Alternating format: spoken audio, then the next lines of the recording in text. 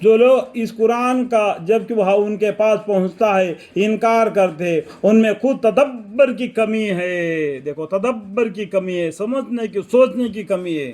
یہ جو لوگ اس قرآن کا جب کہ وہ ان کے پاس پہنچتا ہے انکار کرتے، پیغمبر آ کے ان کو قرآن کے باتیں بتلاتے ہیں، دیگر پیغمبروں بھی جو اللہ کے حکام ان کو سناتے ہیں انکار کرتے، ان میں خود تدبر کی کمی ہے، سوچ سمجھنے کی کمی ہے۔ قرآن کو بھی پڑھنے کا دو طریقہ ہے، تدبر قرآن، تذکر قرآن۔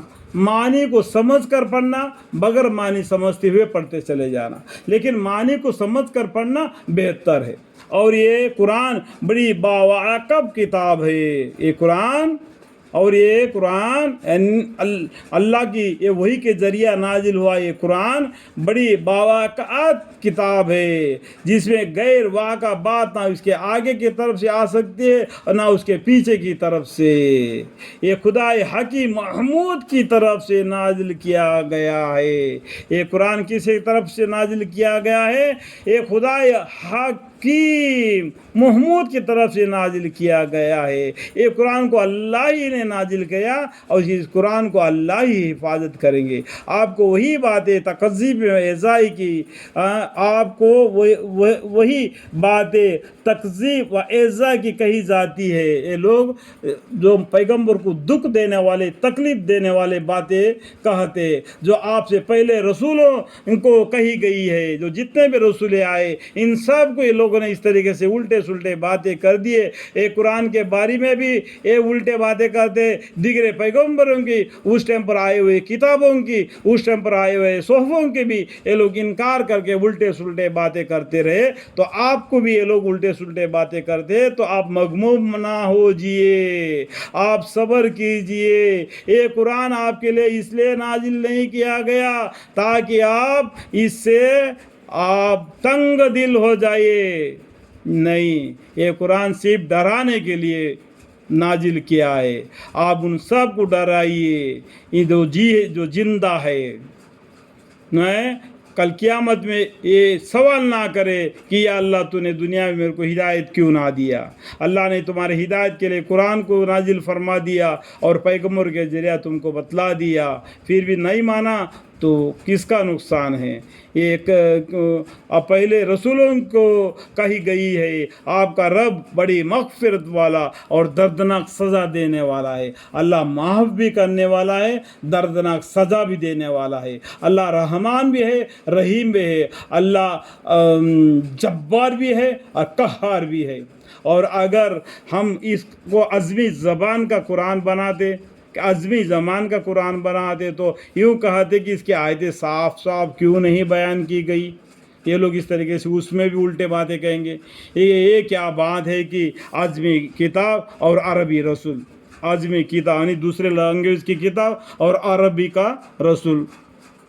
یہ عربی کا قرآن ہے، عربی کا معنی ہے، عرب کنٹری کا ایک بندہ ہے جو اللہ نے ان کو چن لیا، محمد مصطفیٰ صلی اللہ علیہ وسلم۔ اس میں بھی وہ لوگ کھجی تلاش کرتے ہیں کہ ہم اس کو عظمی زبان کا قرآن بناتے ہیں، اور اگر ہم اس کو عظمی زبان کا قرآن بناتے تو یوں کہتے کہ اس کی آیتیں صاف صاف کیوں نہیں بیان کی گئی۔ یہ کیا بات ہے کہ عظمی کتاب اور عربی رسول؟ آپ کہہ دیجئے کہ یہ قرآن ایمان والوں کے لیے تو رہنما اور شفا ہے۔ یہ قرآن کس کے لیے؟ یہ قرآن کو ماننے والے، اس کو پڑھنے والے، اس کے پر عمل کرنے والے، ان کے لیے یہ قرآن ایمان والوں کے لیے تو رہنما اور شفا ہے۔ اور جو ایمان نہیں لاتے ان کے کانوں میں ٹاٹ ہے، اور وہ قرآن ان کے حق میں نابینائی ہے، اور وہ قرآن ان کے حق میں نابینائی ہے، اندھا ہے، آنکھیں والا ہوتے ہوئے بھی اندھا ہے جو اس قرآن کو نہ مانا۔ یہ لوگ باوجود عدم इंतका के ऐसे है कि गोया किसी बड़ी दूर जगह से पुकारे जा रहे हैं कि आवाज़ सुनते हो मगर समझते ना हो। ये लोग ऐसे ही पैगंबर ही उनको कुरान पढ़कर हक बात की तरफ बुलाते, बेनाई हक में ना बेनाई है, और वह कुरान उनके हक में ना बेनाई है। ये कुरान उनके हक में ना बेनाई मतलब क्या है? अंधे है, ये कुरान को पढ़ नहीं सकते। सुम्मन बुक्मुन ला युमिनून। ये लोग बहुत अदम इंतका के ऐसे है कि गोया किसी बड़े दूर जगह से पुकारे जा रहे हैं कि आवाज़ सुनते हैं मगर समझते ना हो। ये ऐसे लोग हैं जो दूर का आदमी को हमें पुकारेंगे, आवाज़ तो सुनता है लेकिन इन अल्फाज को नहीं समझता, इस तरीके से। और हमने मूसा अलैहिस्सलाम को भी किताब दी थी, यानी तौरा। यहाँ पर मूसा अलैहिस्सलाम का किस्सा आ गया। सो इसमें भी एक तलाफ हुआ, उसमें भी तौरात में भी लोग इख्तलाफ करने लगे। मूसा अलैहिस्सलाम को एजाज़ियत दिए, उनको साहर कहा और उनको जादूगर कर दिया, क्या क्या बता दिया, क्या क्या कह दिया। आप क़ससुल अंबिया में मूसा अलैहिस्सलाम का किस्सा पढ़ेंगे तो आपको मालूम पड़ जाएगा। और अगर एक बात ना होती जो आपके रब की तरफ से पहले ठहर चुकी है कि पूरा अजाब आखिरत में मिलेगा, अल्लाह ताला ने लोहे महफूज में लिख चुका, पूरा अजाब क़यामत के दिन मिलेगा और उनके हिसाब किताब होगा, और उस हिसाब किताब से उसका जैसे अमल होगा वैसे जज़ा और सज़ा मिलेगा।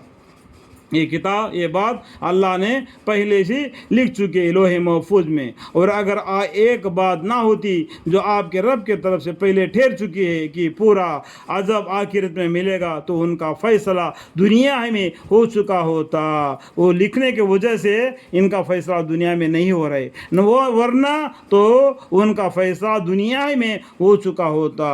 और लोग इसके तरफ से ऐसे शक में जिसे इनको तरद्दुद में डाल रखा है। जो शख्स नेक अमल करता है वो अपने नफ़ा के लिए, जो शख्स नेक अमल करता है वो अपनी नफ़ा के लिए, और जो शख्स बुरे अमल करता है उसका वबाल उसी पर पड़ेगा। देखो, जो आदमी अच्छा काम करता है अच्छा नतीजा उसको मिलेगा, जो बुरा काम करता है उसको बुरा नतीजा मिलेगा। और आपका रब बंदों पर जुल्म करने वाला नहीं। अल्लाह ताला बंदों पर ज़रा भी जुल्म नहीं करते, उसके अमाल के बराबर ही उसको सज़ा और जज़ा देते हैं। और आपका रब बंदों पर जुल्म करने वाला नहीं। क़यामत का इल्म उनका हवाला खुदाई के तरफ दिया जा सकता है। क़यामत कब आएगी करके पैगंबर से पूछने से क्या मतलब है? पैगंबर को भी उसका इल्म नहीं, उसका इल्म सिर्फ अल्लाह को है। एक दिन आएगी, ज़रूर आएगी। क़यामत का इल्म का हवाला खुदाई के तरफ से दिया जा सकता है, वो सिर्फ खुदा को मालूम है। गैब की खबर सिर्फ खुदा को मालूम है।